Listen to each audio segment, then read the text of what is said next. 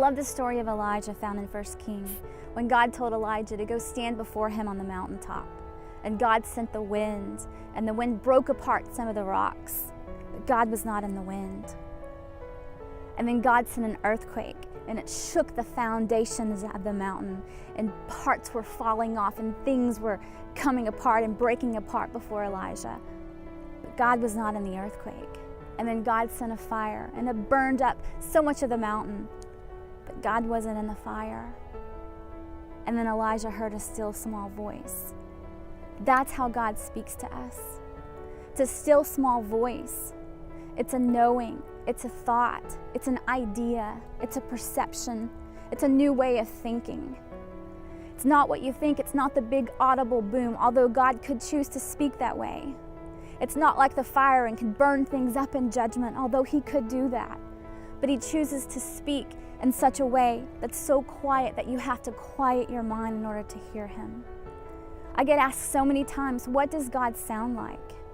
He sounds like a thought.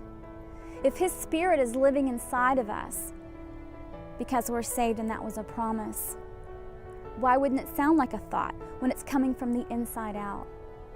When God speaks, He steals you. He leads you. He encourages you. He reassures you. He gives you hope. He gives you peace. He restores your joy. When the enemy speaks, he stills. He pushes you. He rushes you. He threatens you. He frightens you.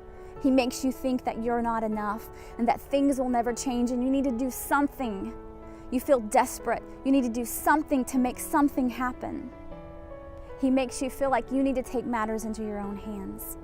But when God speaks, He creates something.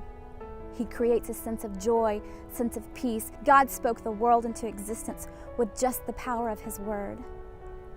It's the same with us. When He speaks, He creates life.